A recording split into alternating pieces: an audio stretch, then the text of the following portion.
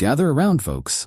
Let me take you on a wild ride through the life of a guy named Alex, a man whose heart found itself in the vibrant streets and sun-soaked beaches of Thailand. Alex wasn't just any traveler. He was the kind who dived headfirst into adventure, sometimes with a bit more heart than sense. But hey, isn't that what makes a good story? So, it all began in 2017, when Alex first set foot in the land of smiles with his buddy. Picture this. The bustling streets of Bangkok, where the neon lights flash like there's no tomorrow, and the nightlife pulses with energy. Alex and his friends soaked it all in. Parties, late-night street food, and yes, a bit of fun with the ladies at the bars. Typical tourist stuff, right? But oh, Alex wasn't done with Thailand just yet. Fast forward 3 months, and our friend Alex was back on a plane to Bangkok. The itch to return had been too strong. Can you blame him? This time, though, he wasn't just there for the nightlife. He wanted sun, sand, and maybe a bit of romance. So he made his way south to a stunning island on the east coast, where he spent his days lounging on the beach and his nights. Well, let's just say Tinder was his best friend. Now this is where it gets interesting. Among the flurry of matches, one girl stood out. Her name was May, a stunning 22-year-old who caught Alex's eye like a jewel in the sand. They met for lunch, walked along the beach, and the chemistry was undeniable. Alex, fresh out of an 8-year relationship, was ready to fall again, and May seemed like the perfect candidate. They spent the whole day together, exploring the island, each other, and by the end of it, they were inseparable. Here's the kicker. May was working at a friend's bar, and when Alex invited her on a little island-hopping adventure, she hesitated. She'd have to lie to her boss and pay a fine to get off work. Sounded fishy, right? But May wasn't asking Alex to pay for it, so he shrugged it off. Maybe it's just a cultural thing. He thought, ugh. Only he knew what was coming. 3 days of bliss flew by, and May quit her job. She told Alex she needed to go back to her hometown soon. Alex, being the hopeless romantic, asked her to spend the last 3 days of his vacation with him. She agreed, and when it was time for Alex to leave, he was heartbroken. May even saw him off at the airport, where he handed her his last 10,000 baht, promising to keep in touch. Back home, Alex couldn't get May out of his head. They video called daily. Before you know it, Alex was back on a plane to Thailand. Love will make you do crazy things, they say. Well, Alex was living proof of that. He reunited with May, and it was like they'd never been apart. He even met her mother in Bangkok. A rather awkward encounter where he sat smiling while they chatted away in Thai. At the end of the meal, May asked if he could give her mom 2,000 baht. It's for food, she said. Alex hesitated, but handed over the money anyway. Guess what the mom bought? A mountain of KFC. Yep, that happened. Here's where the red flags start waving, folks. May went back to her village and Alex started noticing some shady behavior. Older men commenting on her Facebook photos, Western Union slips with other men's names, classic signs that something wasn't right. But love is blind, and Alex tried to brush it off. That is, until he saw one too many sign. He finally called May and broke things off. Hurt, but he knew it was the right thing to do. 2 weeks later, May was an OnlyFans model. No joke. Now, you'd think Alex would have learned his lesson, right? Wrong. In 2021, during the height of the pandemic, he found himself back in Thailand. This time, he met a woman named Lila, a 26-year-old who seemed to be the complete opposite of May. She was educated, classy, and had a good job in Bangkok. They hit it off, and when Alex had to leave Phuket unexpectedly because of COVID symptoms, Lila met him at the airport, not caring about the risk of getting sick. True love? Or maybe just a bad idea during a pandemic? You decide. Both of them ended up with COVID, but they video called daily, keeping the spark alive. Once they recovered, Alex flew back to Thailand, and they spent more time together. Things were going great until Alex saw a news story that changed everything. Thailand was about to legalize something he had a business idea for. A shop that could make them both a lot of money. Alex decided right then and there to make Thailand his home. He sold his apartment, quit his job, and moved to Phuket with Lila. They found a spot for the shop, and within a week, it was up and running. Lila was a natural in sales, charming customers left and right. The business was booming, and life was good. But as with all stories, there's always a twist. And trust me, folks, are going to want to hear what happens next. But for now, let's leave Alex and Lila in their little paradise. We'll pick up their story next time. Same place, same time. And who knows, maybe by then Alex will have figured out if he's finally found his happily ever after, or if life's about to throw him another curveball. And there you have it. Alex's story with a little bit of flair and fourth wall breaking. What do you think? Ready for the next chapter? Alex had just settled into his new life in Phuket with Lila, his new love and business partner. The shop was thriving, the sun was shining, and life seemed perfect. But as we all know, paradise often comes with a price. Now for a while everything was smooth sailing. Alex and Lila were a dynamic duo, building their dream together. Business was booming and they had even started talking about the future. Maybe a bigger shop, a house on the beach, and who knows, maybe even a little family. But as they say, course of true love never did run smooth. One day out of the blue, Lila started acting a bit off. You know the signs: less eye contact, shorter conversations, and the occasional secretive phone call. Now Alex wasn't one to jump to conclusions, but after his experience with May, he wasn't exactly naive anymore. Still, he wanted to trust Lila. After all, she'd been there for him during some tough times. But trust, my friends, is a fragile thing. And once it's cracked, it's hard to repair. One evening, after the shop had closed, Alex noticed Lila texting someone with an intensity that wasn't typical of her. When he asked about it, she brushed it off, saying it was just a friend. But the look in her eyes told a different story. A story Alex wasn't sure he wanted to hear. And so, the seed of doubt was planted. Over the next few weeks, that seed grew into a gnawing feeling that something wasn't right. Lila became more distant, and Alex found himself questioning everything. Was this just his imagination? Or was history repeating itself? One night, after a particularly silent dinner, Alex couldn't take it anymore. Confronted Lila, asking her point blank if there was someone else. The room fell silent, kind of silence that hangs heavy in the air, making it hard to breathe. Finally, Lila sighed and admitted that she had been talking to someone, a former colleague who had recently come back into her life. She swore it was nothing serious, just catching up. But Alex knew better. And here's where things take an unexpected turn. Instead of blowing up or accusing her of anything, Alex did something that surprised even himself. Took a deep breath, looked Lila in the eyes and said, "If you want to be with him, just tell me. I'd rather you be honest than stay with me out of obligation." Now that's a bold move, right? The kind of move that either ends in heartbreak or a stronger relationship. And believe me, folks, Alex wasn't sure which way it would go. Lila was stunned. She hadn't expected that kind of response. After a long, tense moment, she confessed that she was confused. She cared about Alex, but the reappearance of her old colleague had stirred up feelings she thought were long gone. Alex listened quietly, letting her talk it out, and when she was done, he simply said, "Take your time to figure out what you want, but know that I won't wait forever." So, what happened next? Did Lila choose Alex, or did she go back to her old flame? Well, dear listeners, it wasn't as simple as that. Life rarely is. Over the next few weeks, Alex gave Lila the space she needed. Threw himself into the business, trying to keep his mind off the uncertainty. Meanwhile, Lila took some time to herself, visiting friends and family, trying to sort out her feelings. It was a tense period, both of them walking on eggshells, unsure of what the future held.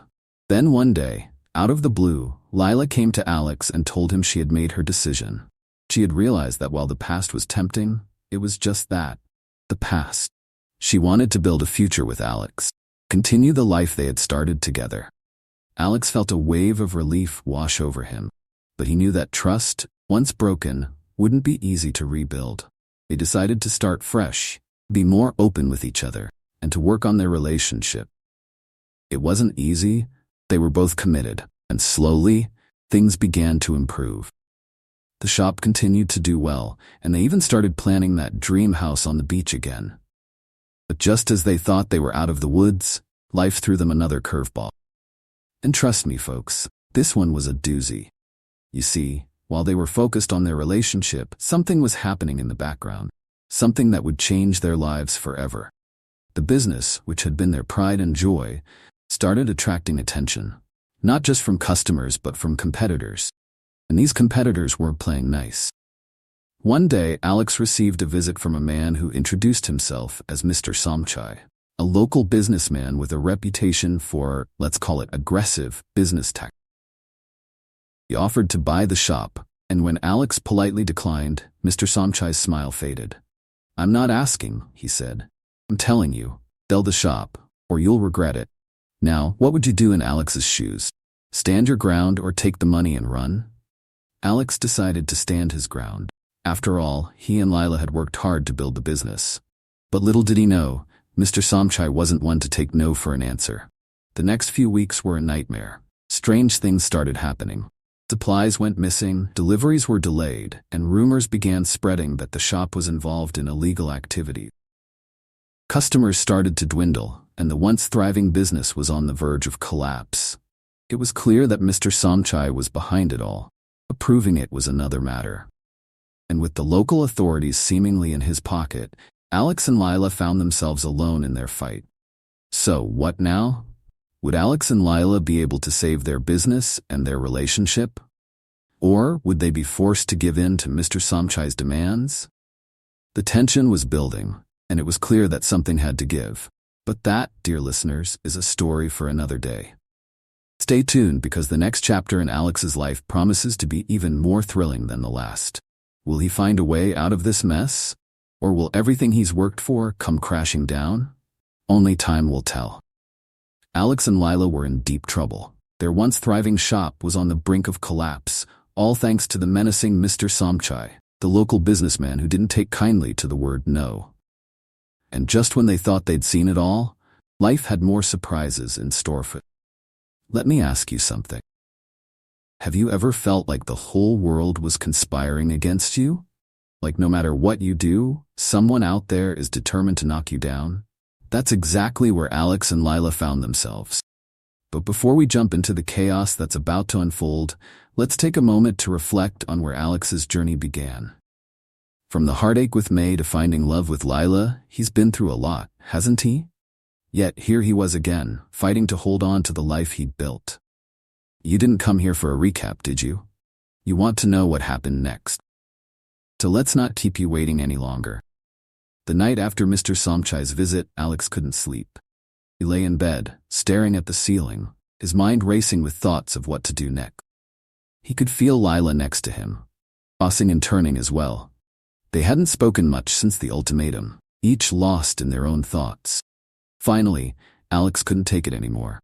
He sat up and whispered, "Lila, we need to talk." Lila turned to face him, her eyes tired but filled with the same determination that had brought them together in the first place. "I know," she said softly, "but what can we do?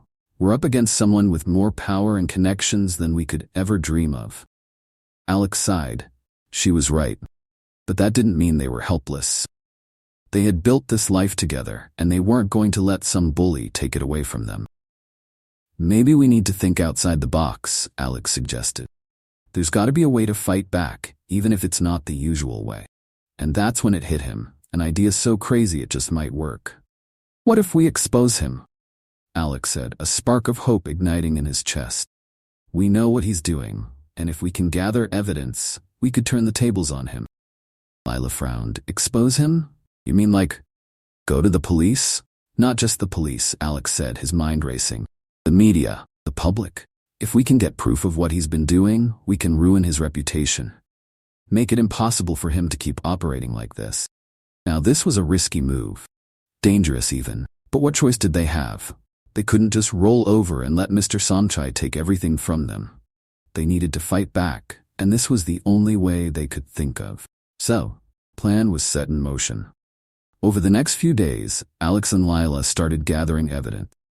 They recorded conversations, took photos of the strange occurrences at the shop, and even managed to track down a few former employees of Mr. Somchai who were willing to talk. It wasn't easy, and there were moments when they thought about giving up. But the thought of losing everything they'd worked for kept them going. And then, just as they were about to take their findings to the media, something unexpected happened. Someone beat them to it. One morning, Alex and Lila woke up to find their story splashed all over the local news. It turns out, They weren't the only ones Mr. Somchai had been targeting. Several other small business owners had come forward with similar stories of intimidation and sabotage, and a brave journalist had decided to blow the lid off the whole operation. The report was damning. Mr. Somchai was accused of running a criminal enterprise, using threats and violence, force local businesses into selling to him at rock-bottom prices. The evidence was overwhelming, and the authorities had no choice but to step in. Within days, Mr. Somchai was arrested, and his empire began to crumble. Alex and Lila couldn't believe it. They had been prepared for a long, uphill battle, but it seemed fate had decided to give them a break. Their shop was safe, and they had come out on top without having to risk everything. It was a victory, no doubt about it. But just as they were celebrating their good fortune, another twist in the tale emerged. You see, while Mr. Somchai was indeed a villain, he wasn't the only one. In fact, his arrest had uncovered a much larger network of corruption and crime that stretched far beyond Phuket. And as Alex and Lila would soon discover, they had only scratched the surface. One evening, as they were closing up the shop, a man approached them. He was tall, well-dressed, and had an air of authority about him. "Mr. Alex, Miss Lila," said, handing them a business card. "My name is Mr. Surya, and I represent certain interests that have been affected by the recent development." Alex looked at the card, then back at the man. "What do you want?" Mr. Surya smiled. "I'm here to offer you a deal. You see, Mr. Somchai was a small fish in a very large pond. The people I represent are concerned that his downfall might lead to further complications. They would like to ensure that no more information about their activities comes to light." Lila narrowed her eyes. "And what makes you think we'd be interested in any kind of deal with you?" Mr. Surya's smile widened. "Because the alternative isn't very pleasant. You've made some powerful enemies, my friends, and while I admire your courage, I must warn you that it's not wise to keep poking the bear. Take the deal and you'll be left in peace. Refuse, and well, let's just say life could become very difficult." Now, dear listeners, what would you do in this situation? Would you take the deal, ensuring your safety but compromising your principles? Or would you stand your ground, risking everything to fight for what's right? Alex and Lila exchanged a look. They had just survived one battle, and now it seemed another was on the horizon. But one thing was clear: they weren't about to back down. Not now. Not ever. Alex turned back to Mr. Surya, his jaw set. "Tell your bosses we're not interested. We've come too far to be scared off by threats." Mr. Surya's smile faltered for the briefest moment, but then it returned, colder than before. "Very well," he said, slipping the card back into his pocket. "But remember, you've been warned. Good luck." And with that, he turned and walked away, leaving Alex and Lila standing in the quiet, empty street, wondering just what they had gotten themselves into. As they watched Mr. Surya disappear into the night, they knew one thing for sure: their story was far from over. In fact, it was only just beginning. Now, what do you think will happen next? Will Alex and Lila be able to hold their ground against this new threat, or will they be forced to make choices they never imagined? Stay tuned, because the next chapter promises to be the most thrilling yet. Alright, let's keep this story rolling, shall we? Buckle up, because the ride's about to get even bumpier for Alex and Lila. Here we go. When we left off, Alex and Lila had just refused an ominous offer from the mysterious Mr. Surya. But refusing the offer was one thing, dealing with the consequences was another. And boy, were there consequences. The very next day, the harassment began. It started small: broken windows at the shop, strange men loitering outside watching their every move. But as the days went on, things escalated. Suppliers suddenly refused to deliver goods, customers began receiving warnings not to do business with them, and their bank accounts were mysteriously frozen. It was clear that Mr. Surya's friends were making good on their threat. But Alex and Lila weren't about to give in so easily. They had faced down Mr. Somchai, and they would face down this new enemy, too. Or so they thought. One evening, as they were locking up the shop, a group of men approached them. These weren't just any men. They were clearly professionals, dressed in dark suits, their expressions cold and calculating. "Mr. Alex," one of them said, his voice low and threatening, "we strongly suggest you reconsider Mr. Surya's offer." Alex clenched his fists. I thought we made ourselves clear. We're not interested. Man smirked. You're making a mistake, a very big mistake. This is your last chance. Take the deal or we'll make sure you regret it. Lila stepped forward, her voice trembling but resolute. We're not afraid of you. The man's smirk disappeared, replaced by a look of cold fury. You should be, he hissed, 'cause the next time we come back, it won't just be a warning. With that, the men turned and walked away, leaving Alex and Lila shaken but determined. They knew they were in over their heads, but they also knew they couldn't back down now. They had come too far, and there was no turning back. The next few days were a blur of anxiety and fear. Alex and Lila tried to go about their business as usual, but it was clear that things were spiraling out of control. They didn't know who to trust, or where to turn for help. And then, just when they thought things couldn't get any worse, they did. One night, as they were getting ready for bed, there was a loud crash from downstairs. Alex and Lila rushed down to find the shop in chaos. Shelves were overturned, merchandise was scattered everywhere, and the front door was hanging off its hinges. But the worst part was the message scrawled across the wall in red paint. This is just the beginning. Now let me ask you. You were in their shoes, what would you do? Call the police? Pack up and leave? Or would you dig your heels in, determined to see this through to the end, no matter the cost? Alex and Lila chose the latter. They weren't about to be intimidated out of their home, their business, or life. They decided to fight back, but this time, they knew they needed help. The next morning, they reached out to the only person they thought might be able to assist them. An old friend of Alex's, a former investigative journalist named Jack, who had made a career out of exposing corruption and bringing down the powerful. Jack arrived in Phuket the next day. He was a grizzled, no-nonsense type, with a sharp mind and a knack for finding the truth. When Alex and Lila told him what had been happening, he listened carefully, nodding thoughtfully. This isn't just about you, Jack said finally. This goes much deeper. Whoever's behind this is part of a much larger network. If we're going to take them down, we need to be smart about it. And so, a new plan was hatched. Jack would use his connections to digging into Mr. Surya and his associates, while Alex and Lila would continue to gather evidence on the ground. They would compile everything they found and take it to the authorities. And this time, they wouldn't stop until justice was served. But it wasn't going to be easy. Jack warned them that they were playing a dangerous game, and that their enemies wouldn't hesitate to silence them if they got too close to the truth. But Alex and Lila were undeterred. They had come this far, and they weren't about to back down now. The next few weeks were a whirlwind of activity. Jack uncovered a web of corruption that reached all the way to the top of the local government, while Alex and Lila documented every threat, every act of intimidation, and every piece of evidence they could find. And then, just when they thought they were ready to make their move, the unthinkable happened. One evening, as Alex was closing up the shop, a car sped down the street and screeched to a halt in front of him. Before he could react, two men jumped out, grabbed him, and dragged him into the car. It all happened so fast that by the time Lila realized what was happening, it was too late. Alex was gone. Lila was frantic. She called Jack, who immediately sprang into action. They contacted the police, but it was clear that whoever had taken Alex wasn't going to be easy to track down. And as the hours passed with no word, no ransom demand, nothing, Lila's fear turned to despair. But then, just when things seemed hopeless, Jack received a tip. A source had come forward, someone inside the organization, who was willing to talk.